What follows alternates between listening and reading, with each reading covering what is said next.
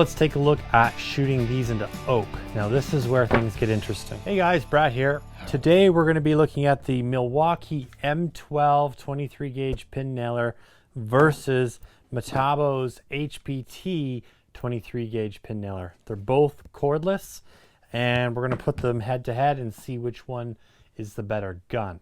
Before we get to it, make sure you guys subscribe, hit that notify bell, give me a thumbs up if you like the video because it definitely helps us out. Now, we've done reviews on both of these in the past. The Metabo quite a long time ago, maybe a year. We'll leave some links for that. And we recently did the Milwaukee M12 maybe a couple weeks ago. So both really nice guns. As far as specs go, the Milwaukee M12 weighs 3.3 pounds.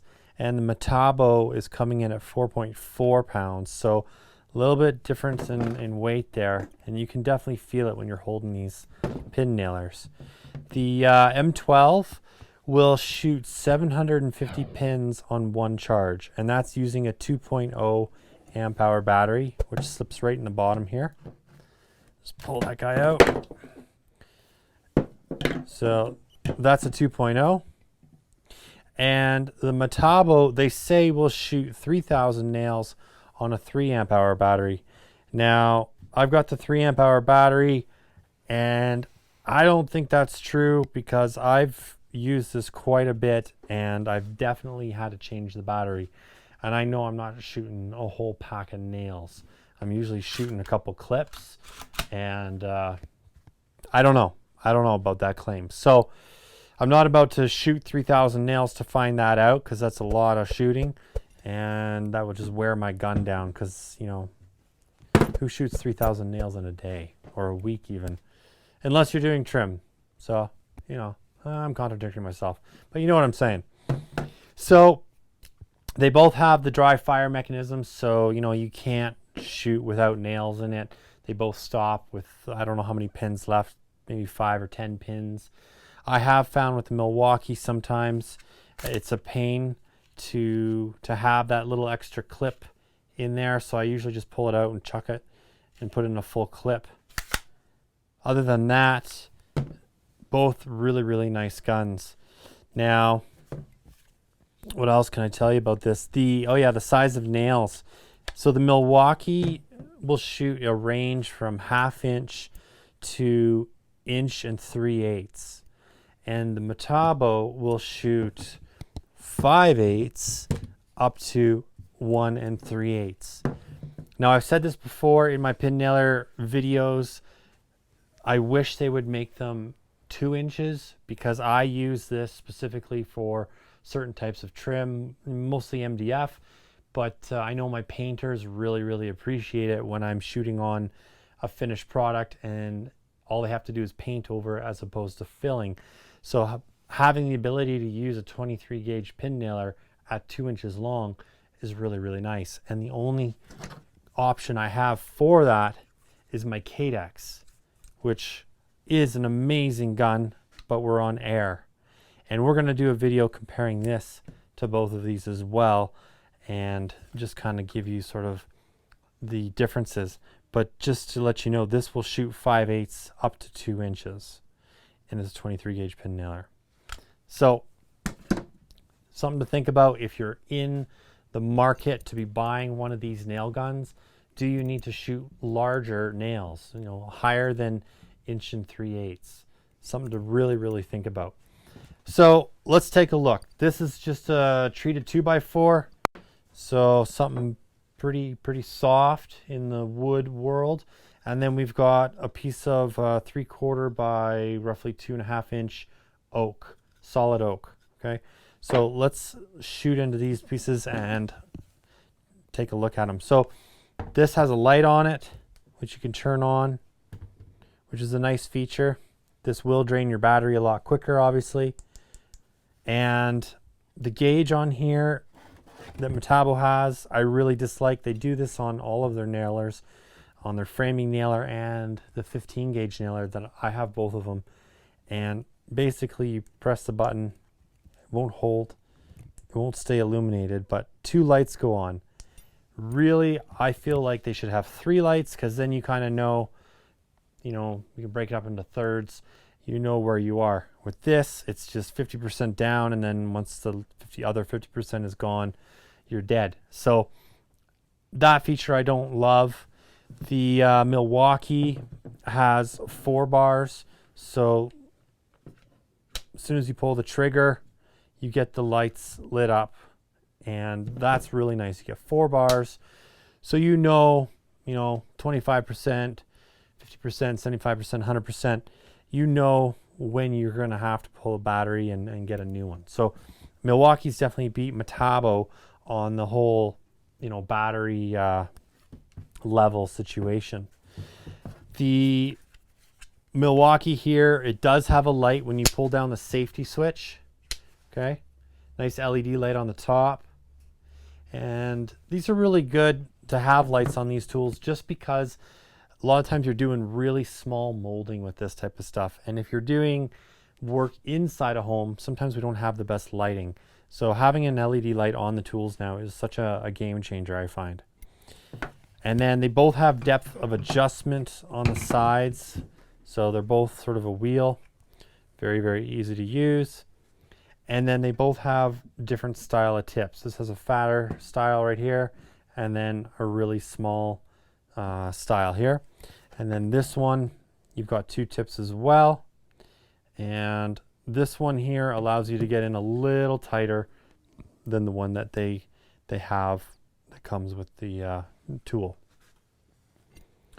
So other than that, I think they're pretty much the same as far as size goes. So let's just take a look and shoot some nails here, okay?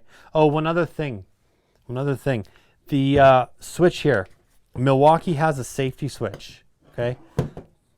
The old style where you pull this little lever back and now you can shoot the nails. Whereas this one, if I pull the trigger, nothing's gonna happen until this hits something solid. I do prefer this method. I like the single trigger, but it's not as safe as this method. The Cadex as well has the multi-trigger. Now the Cadex, because it's air, you really should have the multi-trigger, because these things will easily fire like crazy. So, I prefer this, but this is safer. It's just kind of whatever you get used to. So let's shoot the Metabo, okay?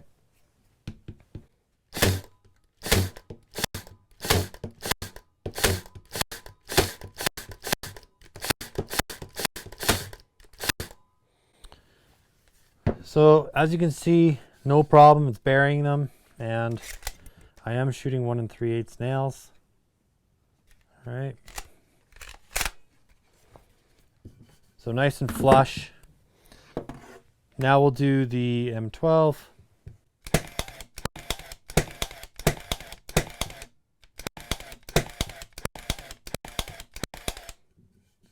These are nice and flush as well, or just a hair below. So both of them are fillable. Okay, they're not flush, they're just a hair down, like a 1/16. Okay, so now let's take a look at shooting these into oak. Now this is where things get interesting. We're gonna do it on edge. Let's start off with the Metabo, all right?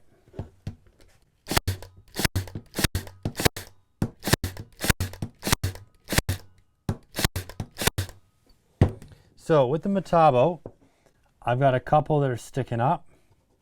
I've got some that are buried, and then I've got 2 here where I can just feel the head. So for me, shooting this into hardwood is a risk. It's only 1 3/8, and there's a chance that it's not going to set that nail. So it's very disappointing for this gun, and that is why a big reason I'm always using the Cadex, because I know it's going to shoot 1 3/8 into hardwood, no problem. So let's take a look at Milwaukee.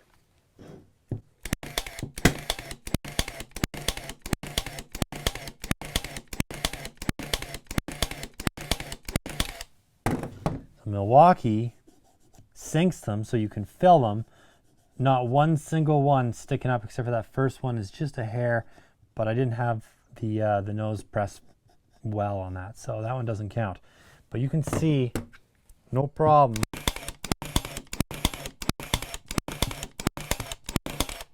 This thing sinks them every time. And for a cordless tool, I'm sold. This is now my go-to 23 gauge pin nailer over this. I'm probably going to sell this tool on eBay or something like that. It's just pointless to have this for me now. It's fine for shooting MDF moldings or, you know, really, really light, soft woods. But when you're getting into the hardwood stuff, oak, cherry, maple, anything hardwood, alder, those are kind of the woods I'm mostly using. I would not recommend using the Metabo for that. I would stick with the new M12 or a air assisted tool. So those are my thoughts on these guns, guys. I really, really do like the M12. You can just see the height difference too. Okay, big difference in height. And that's because the Metabo has this giant battery on the bottom.